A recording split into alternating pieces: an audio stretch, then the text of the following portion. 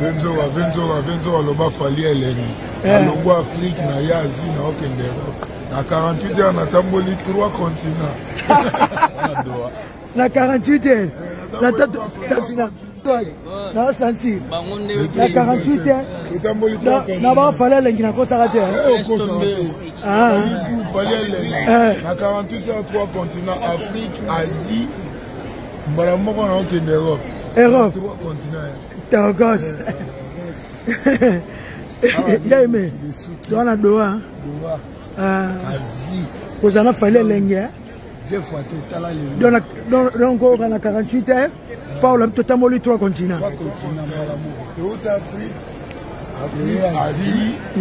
Asie, donc il faut avoir 3 continents. Fallait l'engue. Non, mais c'est vrai que Macron a mon doigt. Hein? Et dingue. Mon doigt. Togos. Ouais. Chemin. Il me souvient de ma cambo. Yangonde. Paul a dit, la 48 heures, tout le monde m'a 3 continents. Afrique, Asie, Europe. Donc Europe.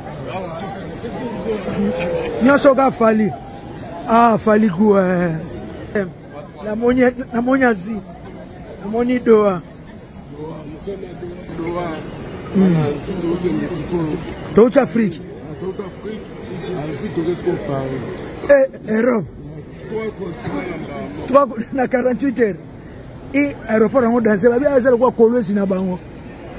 Tokicho wana aéroport ba Kolwezi. Ah Katanga.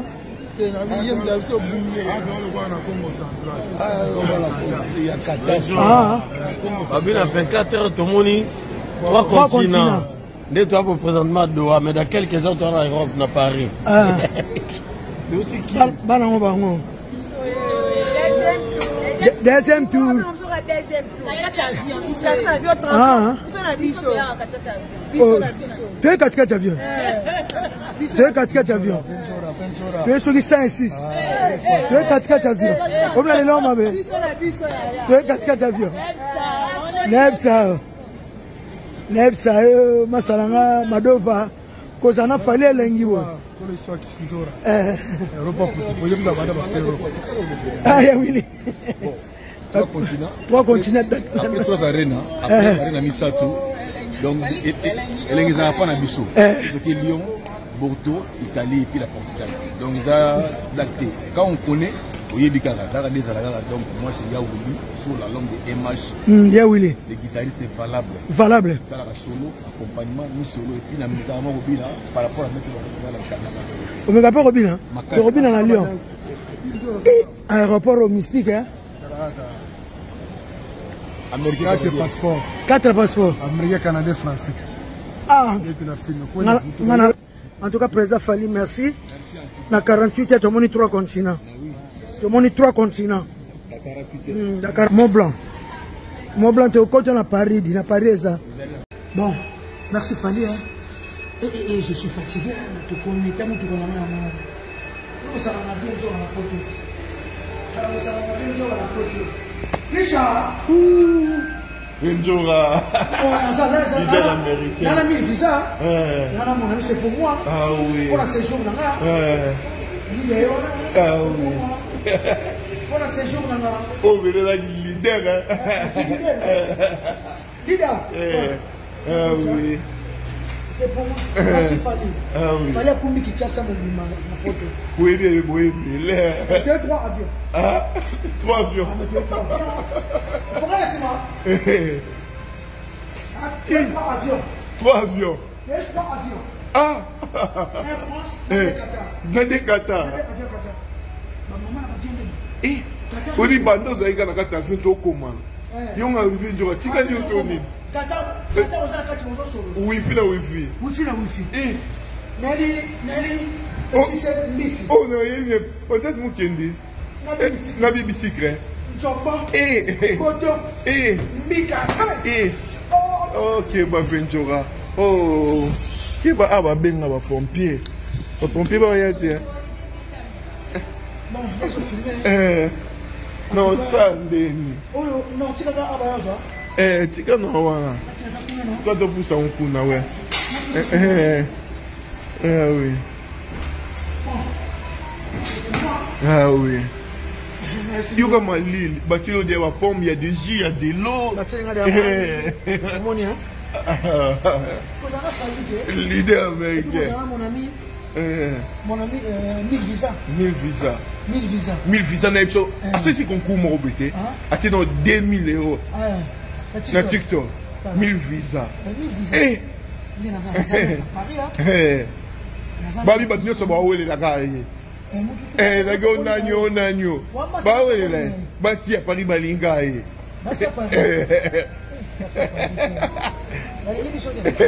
Balinga 1000 visas. Ala succès mikolo ya. Rigen Kang apa bandi appela. Sona Paris Rigen Kang. Okay. Bien au contraire, j'ai toujours dit la vérité et je ne suis pas contre un artiste parce que musicien congolais, Bangoni, on se voit ça la fierté, il y a culture musicale, il y a Mboka Nabiso. Autant que je suis venu pour assister au spectacle de Fally Ipupa, je le ferai autant pour Koffi Olomide, pour JB, pour tous les autres.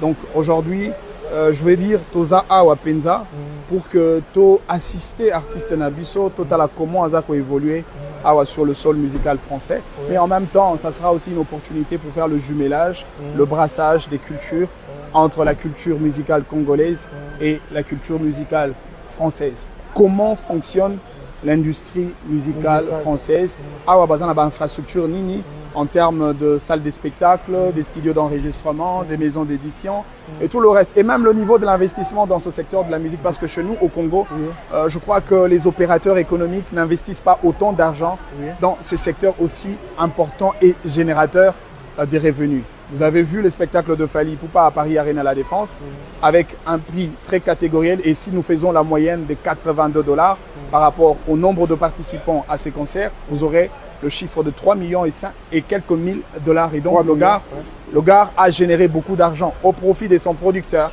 de lui-même, mais aussi au profit de l'État français. Surtout que l'État français prélève des taxes sur chaque billet vendu dans un spectacle sur le sol musical français. Et donc ici, notre passage, c'est dans le cadre d'un voyage culturel avec un thème précis. La musique. Tu attendais aussi des sacs. On a travaillé pour les Congolais. Non, il faut qu'on ait une victime comme une organisation, comme une société. Oui, chaque société, quand elle organise des activités, il y a toujours une brèche ouverte pour les invités. Même quand la GECAMIN veut explorer, je vais dire, une des ressources minérales de notre pays, la GECAMIN peut toujours inviter les gens pour participer à cet exercice. Et aujourd'hui, Fally veut qu'il y ait des invités pour voir comment il est en train de porter haut le tricolore national de notre pays, le drapeau du Congo. Et c'est un grand plaisir d'assister notre artiste dans ces différents spectacles, parce que Fally n'est pas que congolais, Fally n'est pas qu'africain, Fally c'est un artiste international, un artiste mondial. Et donc moi c'est un grand plaisir qu'il soit congolais, et c'est un devoir d'assister et d'apporter mon soutien indéfectible à un compatriote. Au-delà de Paris, alors là c'est le Lyon, là c'est le Bordeaux, et donc ça prouve la force de l'artiste, la force de la culture musicale congolaise, et on ne peut que l'accompagner.